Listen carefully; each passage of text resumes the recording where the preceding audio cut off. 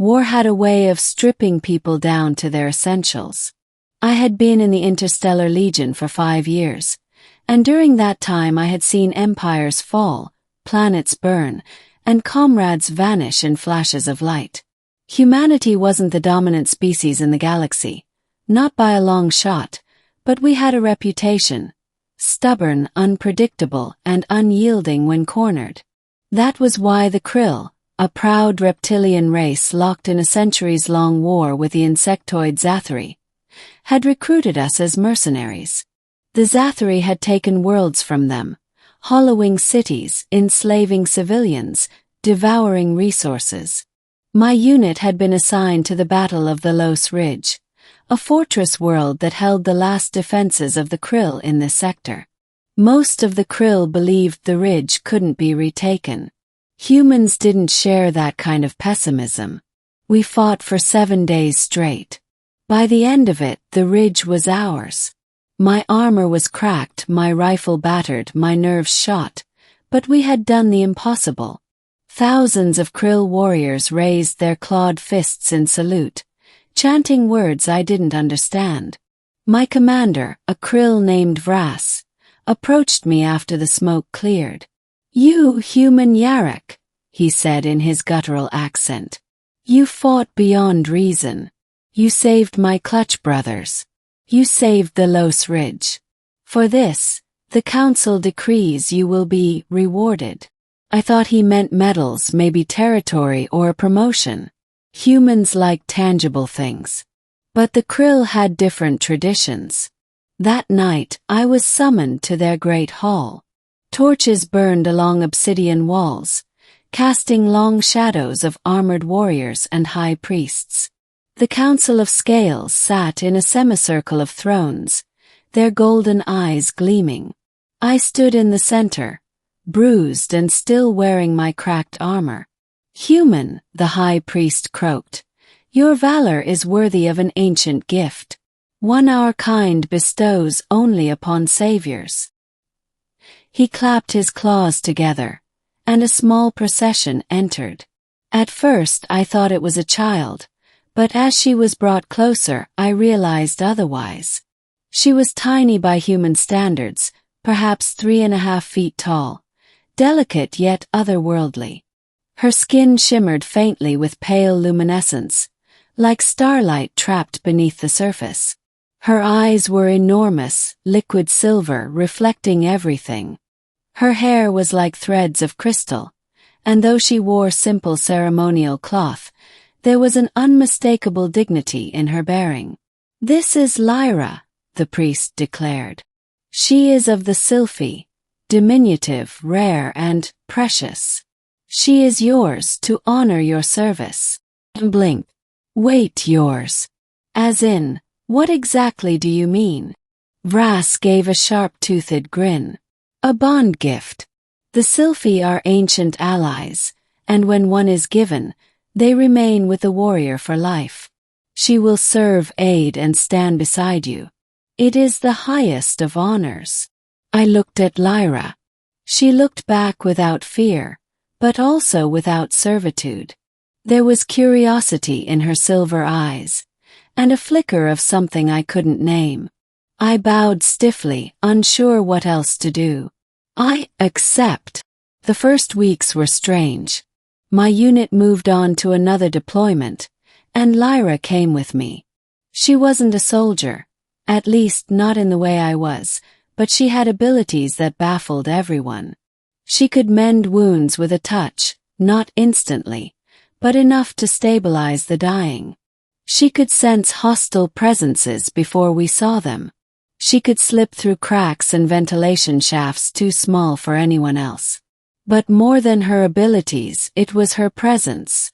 She rode on my shoulder sometimes or walked beside me, keeping pace with surprising stamina. At night she asked questions about Earth, about oceans and forests, about music and laughter. In return, she told me of the Sylphi, how they lived in hidden groves between worlds, how they were never meant for war.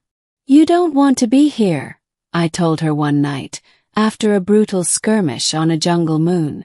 Her silver eyes lifted to mine. "Do you?" I didn't answer. From then on, there was a quiet understanding between us. I wasn't her owner, and she wasn't my servant. We were something else. The turning point came at Marrow's Gate. It was supposed to be a routine defense mission. The Zathri had been sighted nearby, but we were confident. Too confident. They hit us with swarms beyond imagining. Chittering hordes poured over barricades, mandibles snapping, acid spraying. My unit broke. I remember firing until my rifle overheated, drawing my blade, cutting until my arms ached. Around me, krill and humans alike fell, their screams swallowed by insect shrieks. I was thrown down, pinned by a claw. The Zathri warrior hissed over me, venom dripping. And then a flash of light. Lyra stood between us, her tiny frame radiating a blinding pulse of silver. The Zathri recoiled, shrieking as if burned. She staggered but did not fall, her hands raised, her voice singing in a tongue I didn't understand. The swarm hesitated long enough for reinforcements to arrive, long enough for us to push them back. When it was over, Lyra collapsed. I caught her before she hit the ground, cradling her against my chest. Her glow had dimmed, her breathing shallow. "Why would you do that?" I whispered, fury and fear twisting my throat. Her tiny hand gripped my armor weakly. "Because you are mine, as I am yours. That is the bond." She survived, though it took weeks for her strength to return. In that time I realized something. She wasn't a reward. She wasn't a possession. She was a partner. She had risked everything for me, just as I had for countless brothers and sisters in arms. Word spread through the legion of the tiny alien woman, who had turned back a swarm. Some laughed, some were wary, but many began to look at her with awe. The krill even started calling her Starlight Guardian. But fame didn't change her. At night she still asked me about Earth, about the color of sunsets, about what it felt like to stand in rain. And I began to dream, not of medals or victories, but of one day showing her those things. The war dragged on. Each battle took more from us. Yet with Lyra at my side I felt less hollow. She was hope made flesh. Our final campaign together came on Velos Prime, the heart of Zathri operations in the sector. If we could destroy their command spire, the war here would end. But the spire was buried deep within hive warrens, swarming with thousands. The plan was madness. A small strike team would infiltrate while the fleet held orbit. My name was on the roster, naturally. I argued against bringing Lyra, but she insisted. "You will not leave me behind," she said firmly, standing barely at my chest but radiating more will than generals twice my size. "We are bound.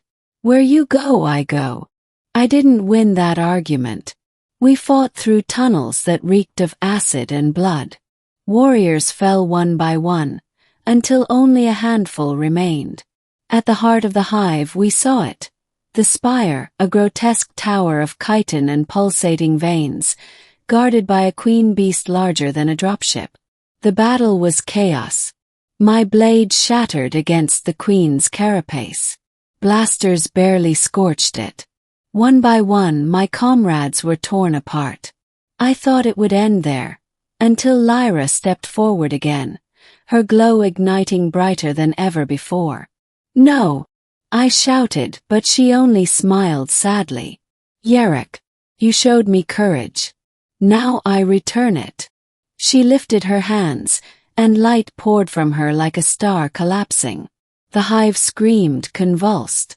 The queen shrieked, blinded, her carapace cracking under the force of energy.